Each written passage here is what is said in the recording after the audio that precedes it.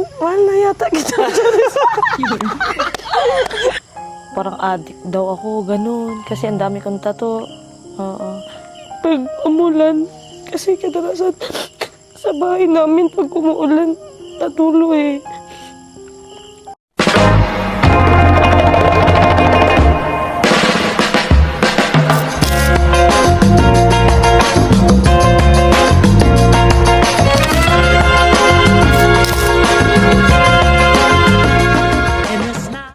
Magandang araw po sa inyong lahat mga kababayan, at gaya nga po ng pangako ko sa inyo ay sisikapin natin na mapaupo sa isang interview si Krishna para nang sa ganon ay mas makilala pa natin siya ng mas malalim kaysa sa kung ano ang pagkakakilala natin sa kanya. Kaya naman ngayong araw na ito ay kasama natin ang nag-iisang pekeng Koreana, si Krishna. Hello Krishna. Hello. Hello. So magandang araw sa'yo. Magandang araw din po. Kumusta ka? Okay lang naman, masaya. Okay, masaya. Okay. So, doon sa kasiyahan na nararamdaman mo ngayon, 1 to 10, 10 ang pinakamataas, nasa saan ka? 9? 9. Okay. No, sobrang saya ako kasi nandito ako ngayon, lalo na simula nung kinuha ko nila Sir Paul. Mhm. Okay. So, kumbaga, masaya naman ang puso mo ngayon. Oo. Masaya ka naman. So, pag-usapan natin yung nabanggit mo na mula nang kinuha ka ni Sir Paul. Noong pagkakataon na kinakausap ka ni Sir Paul, ini-interview ka ni Sir Paul, dahil yun yung kita kanya nasa sa bukid, di ba? Uuling. Nung kinausap ka niya, ano yung naramdaman mo? Hindi ko alam, parang kinabahan ako na masaya. O kasi hindi ko expected yun eh. Na kasi akala ko yung anggal ko lang, Tapos bakit ako? Ano ba? Okay. Oo. Sobrang saya ko. Sobrang saya. Nung pagkakausap sa ni Sir Paul, kasi hindi pa naman agad sinabi na kumbaga isasama ka sa PB House. Ano yung iniisip mo na magiging papel siguro ni Sir Paul sa iyo o sa buhay mo? May naisip ka ba na gano'n nung panahon na yun? Wala naman. Wala. Alright. So, sinabi mo kasi na masaya ka nung kinakausap ka ni Sir Paul. Nung unang araw na kinausap ka niya, ano yung nararamdaman mo noong gabi na kinausap ka niya? May naisip ka ba na mga posibleng baka ganito ang mangyari sa akin? Kung may maganda bang mangyayari sa akin? Wala, lang, kasi inisip ko, imposible ko kung iisipin ko, parang imposible naman. Parang lang, masaya lang ako. Masaya lang? Oo. Okay. So, masaya ka lang na parang may kinausap ka? Oo, ganun. Na parang... sikat yun. First time ko kasi. Okay. Na may, sikat na pinapanood ko lang to. Tapos ngayon, kinausap ako. Tapos isa din ako sa natulungan. Ganun ba? Okay. So, kumbaga, yung idea na matutulungan ka niya ay isang bagay naman na nabanggit sa iyo ni Sir Paul, di ba? Nung unang pagkakita niya sa iyo. Okay. So, napakaganda nun na naging masaya yung pakiramdam mo dun sa unang pagkikita ninyo. So, pumunta tayo doon sa mga sumunod na pangyayari na kung saan ikaw ay inibitahan na kung gusto mong magpunta sa PB House, doon ka muna mag-stay. So, ano yung naging pakiramdam mo? Sobrang kinabahan ako nun. Kinabahan ka? Kasi totoo ba talaga? Ano kayang gagawin ko doon? Oo. Kasi yung mga kasama ko mga nasa social media ba? So, paano kaya ako doon? Ganun ba? Tapos, pinag-isipan ko talaga yun. Oo. Na, sasama ba ako? O hindi, baka, ano kaya ang ko doon? So, bago ako sinabihan nila Sir Paul na kukunin, mga 3 araw pa yun. Oo. So, pinag-isipan ko talaga. So, habang pinag-isipan ko siya, kinakausap ko yung lola ko, o sabi niya, yan, opportunity mo na yan, ganun. So, masaya ako. Sige. So, ayun, nandito ako. So, kumbaga, naging malaking bahagi ng desisyon mo din yung parang pagpayag din ni Lola mo. Dahil sabi mo, pinag-isipan mo, kinakausap mo si Lola, siguro tinatanong mo na ano. At gaya ng nasabi mo, kumbaga, ang pagkasabi ni Lola ay oportunidad yan para sa iyo. So, pag-usapan natin yung oportunidad. Nung mga panahon na yun ba, iniisip mo ba na ang oportunidad ay baka pwede akong mag-aral?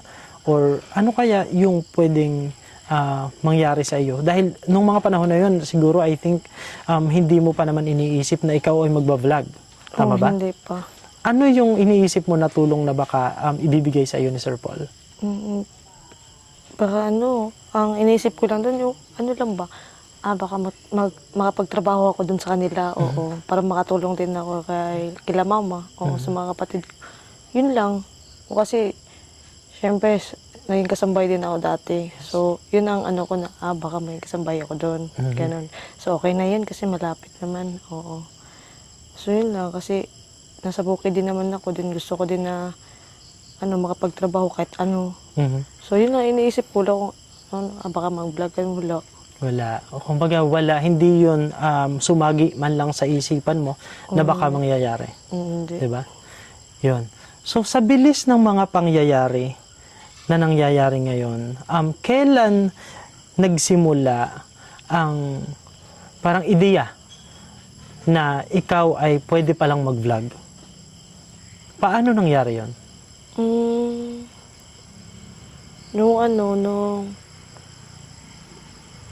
Nung nag-post na si Sir sa mga ano ko. Tapos, ang daming nagsasabi sa akin, hala, mag-vlog ka na, ganun. Kasi, nag-trending yun eh. Oo. Yung first, niya sa akin, tapos, daming nag-chat, tapos, hala, ang daming nag-follow sa akin ba? Ano ko, hala? Yung sa minakon ko, hala, ang daming nag-follow. Tapos, ang daming nagpipiyang, hala, mag-vlog ka na, kasi ganun, oo. Sa pugong biyahero ka na, ganun. Yes. Tapos, pero hindi ko pa rin pinasin na mag-vlog, ganun. Kasi, malabo yun. Oo.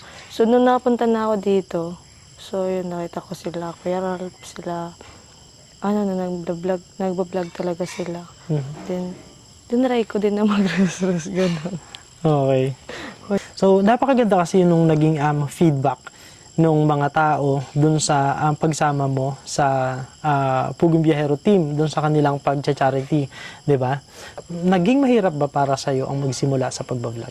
Ako, sobrang hirap. Sobrang hirap. Oo. Hindi ako marunong mag-edit. Hindi ko alam kung paano ba to. Ano bang ginagawa?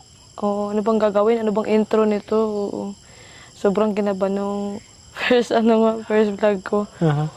Kasama ko si Madam Yola, sabi ko, paano ba to? Paano ba mag-intro? Paano ba ganun? So, tinuruan naman ako ni Madam Yola. So, ayun. So, nakapagsimula ka na. Okay. At nung isang araw, or gabi lamang, yun yung first live mo. Diba? Yun ang first live. So, kumusta yung pakiramdam? Kinabahan na masaya. Oo. Kinabahan na masaya. Hala, nakikita ko ng siyempre maraming dun kay Hala, yun, kinabahan ako na sobrang saya ng puso ko. Oh my God, first time ko nag-live sa YouTube. Ganun. Yes. Ilang araw pa lamang po na nag-open si Krishna ng kanyang YouTube channel. At sa ngayon ay 3 pa lamang yung videos na na-upload. 3 pa lang. 3 pa lamang. Pero talagang overwhelming. Napakaraming tao na sumusuporta sa iyo. Nagulat ka ba?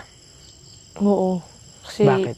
nung unang post ko pa lang ay upload ko, sabi ko, alam, may manonood kaya nito. Ang pangit naman. Oo, walang tapos yung camera ko medyo Oo. Alam, may manonood kaya nito. Sabi ni Ate Yela, may manonood dyan. Huwag kang ba. So, yun, nagpaturo ko paano i-post, paano gumawa ng title. So, yun, tapos, mga ilang oras yata yun. Hala, na-shock ako. Parang, yung oras pa lang, 5K subscribers na. Oo. So, yun. Di ko akala to. So, masaya ko nun. Tapos, yun, nag-post na naman. Pero, pa rin yung na-post ko. Parang, hindi pa rin, Kasi yun, di ako marunong. Okay. So, kumbaga yung quality ng video para sa iyo ay hindi pa ganun kaganda. Oo. Pero ganun pa man, marami ang nanonood, marami ang patuloy na nagsusubscribe sa iyo. Para sa akin kasi, natural lamang naman yun. Lalo pa kung nagsisimula ka pa lamang. At napaka maunawain ng mga viewers and subscribers, lalo pa ng mga pugong biyahero, avid subscribers talaga. Grabe, sobrang napaka-positibo ng mga subscribers ng pugong biyahero na talagang sasabihin nila na naiintindihan nila. And actually, nakikita ko yung mga comment dun sa naging live na kung saan yun yung first time mo. At talagang sinasabi nila na nauunawaan nila na kumbaga merong mga pagkakataon na may dead air or yung parang hindi ka nakakapagsalita or medyo tumatawa ka. So, naiintindihan nila yon. And yun ang yung isang bagay na pinagpapasalamat po namin sa mga subscribers, viewers ng Pugong Biyahero. Kasi talaga naman, mula simula hanggang ngayon ay patuloy nyo po kaming sinusubaybayan at patuloy na sumusuporta. 'Di ba? Napakadami ng mga sumusuporta sa iyo ngayon. Doon sa mga sumusuporta sa iyo, ano yung pinaka hindi mo makalimutan na magandang comment doon sa mga videos mo? Ano, maging ano lang daw, humble, tapos maglalaki ang ulo. Oo, yun. Nako, okay. Di naman siguro ko ganun. Okay. So, hindi ka naman lalaki yung ulo mo. Kumbaga, kung dumating ang panahon na maging mas sikat ka pa, which definitely, dadating yan. Dahil, kumbaga, ngayon nga, nagsisimula pa lamang ang love team, ang Chris Pao, di ba? So, darating yan. And, napakagandang bagay noong sinabi mo na hindi ka ganun. So, at least ngayon pa lamang, alam na ng ating mga subscribers, ng mga viewers na hindi ka naman dadating dun sa punto na lalaki yung ulo mo. And yun yung siguro isang palaging paalala namin. And kahit ni Sir Paul, palagi niya sinasabi na tayong mga content creator kasi, wala tayo kung walang nanonood sa atin. Oo. Kaya hindi dapat magkaroon ng dahilan para lumaki ang ulo natin. Dahil unang-una, yung mga viewers natin ang nagiging dahilan para maraming manood sa atin, 'di ba? So 'yan.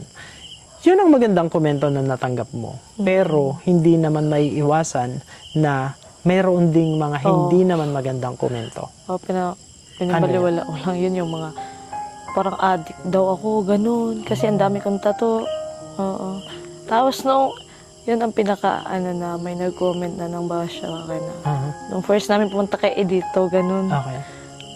Yung bago-bago pa lang, landi na, hindi bagay sa'yo na makasama ka sa ano. O, gano'n.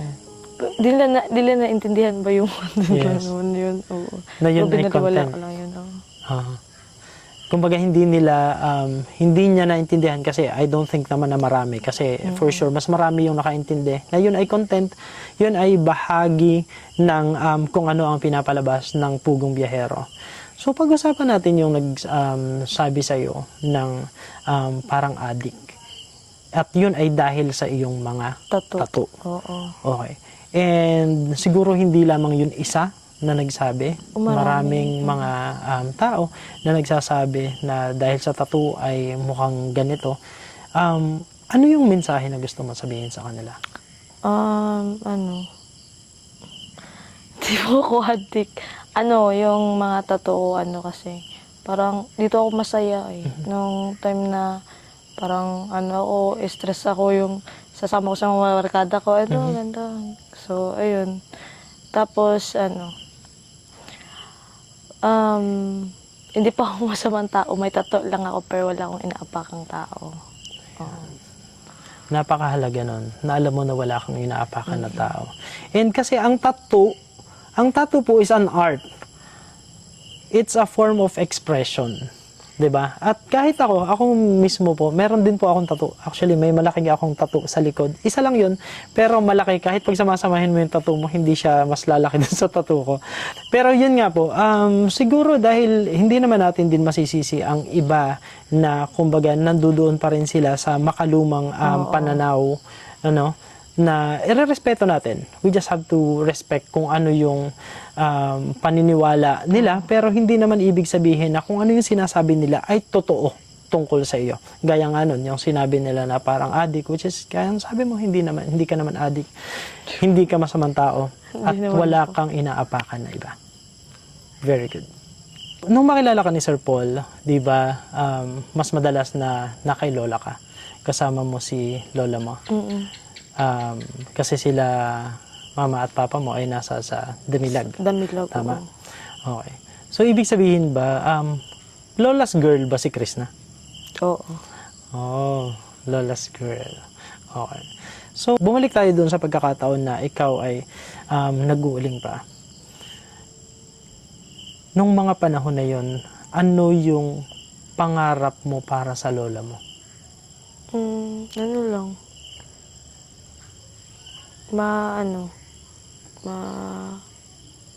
Mabili yung kasi mabili lang yung mga araw-araw na kailangan.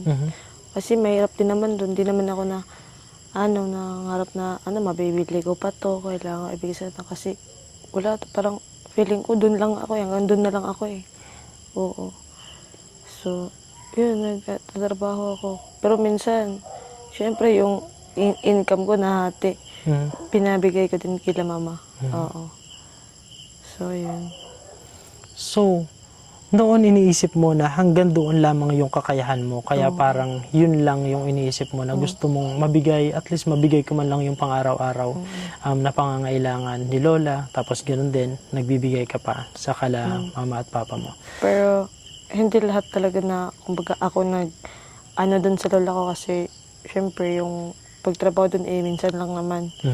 So, yung minsan yung lola ko din naghahanap eh. Oo. Okay. Nangungutang para may makain kami doon, ganun. Kung ngayon kita tatanungin na siguro ay masasabi natin na may kaibahan ng sitwasyon, konti siguro, hindi naman ganun kalaki yung kaibahan ng sitwasyon, pero nagkaroon na ng masasabi nating pagbabago dun sa sitwasyon. Kung tatanungin kita ngayon, ano ang pangarap mo na gusto mong maibigay kay lola mo? Kasi ang gusto niya palagi yung makita niya ako eh. Oo. Na makita niya na kasi kahit mataray yung lola ko, kahit hirap na intindihin nun, pero parang binabaliwala ko ba, parang gusto ko pa pumunta doon. Kaya yung, wala kong makita ko lang siya na masaya, gano'n. Pa yung, kumbaga yung, gusto kong ibigay talaga sa kanya.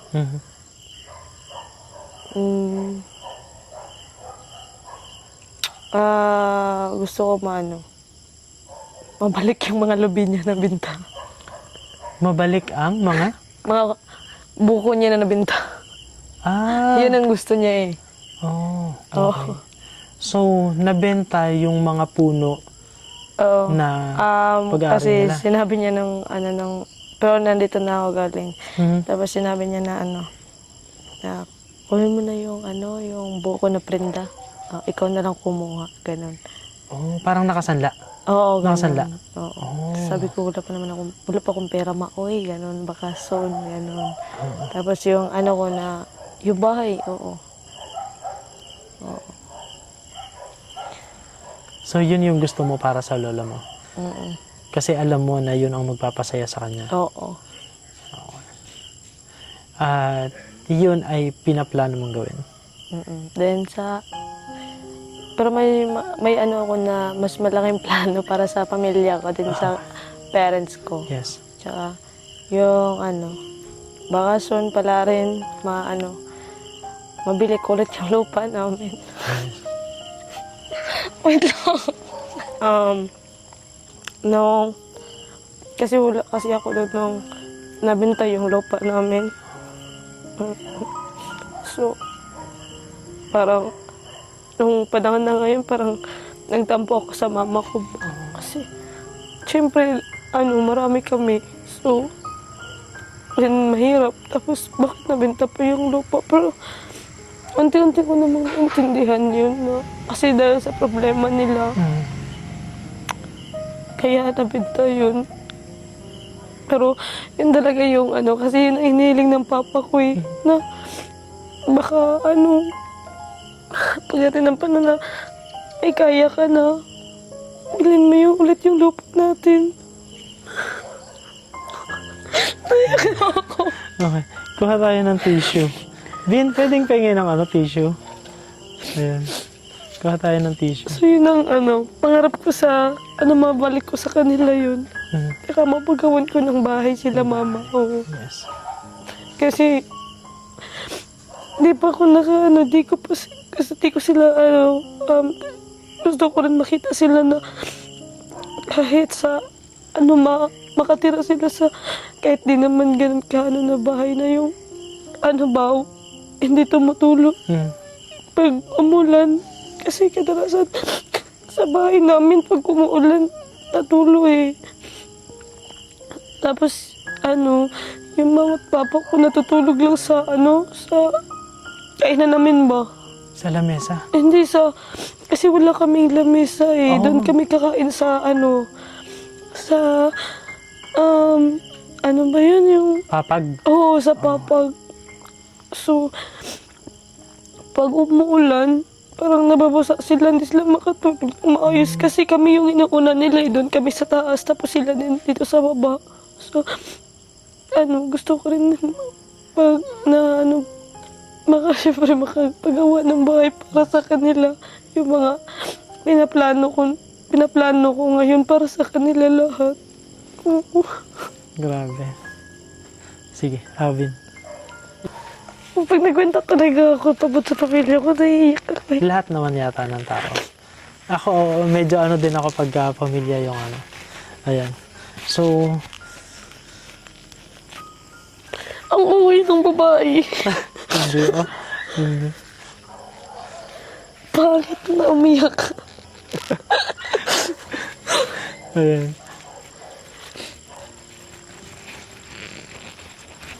Bakit ko na dyan Hindi. Ayan. So, mga kababayan, sa tingin ko, yan po ang isang bagay na palagay ko lahat tayo ay makakarelate, na talaga namang kapag pinag-usapan na ang pamilya, napakahirap pigilan ng emosyon, napakahirap pigilan ng damdamin.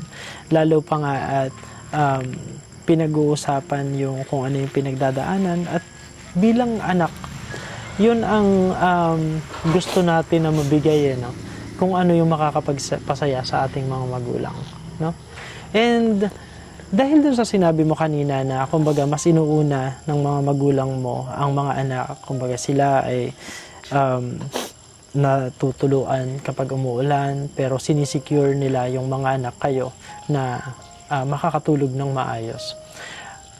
Dumating ka sa punto na nagdesisyon ka na hihinto ka na sa pag-aaral para nang sa ganun ay makapagpatuloy yung dalawa mo pang kapatid.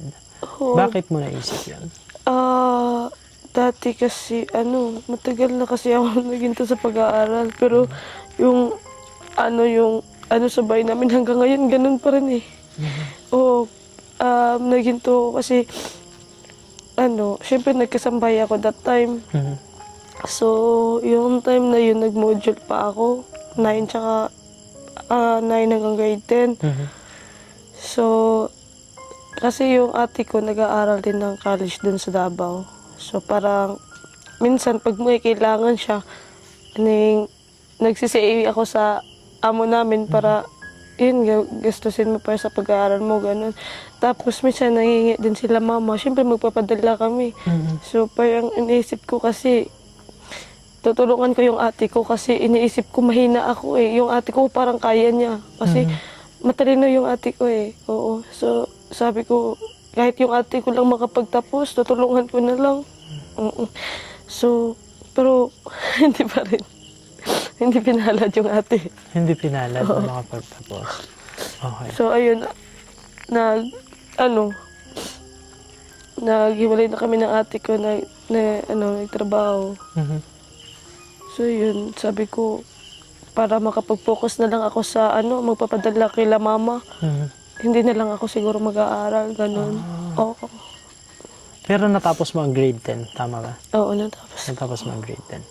Sa kasalukuyan kasi ay scholar na din yung iyong dalawang kapatid Oo. ng Pugong Biyahero.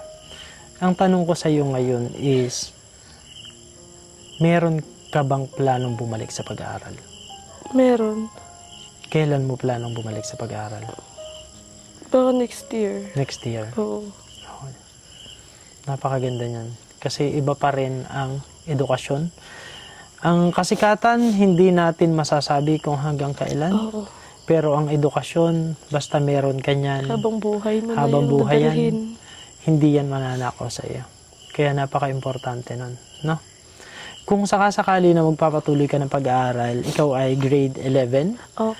11, 12, and then ano naman yung, kasi alam ko ang unang gusto mong maging ay sundalo, 'di ba?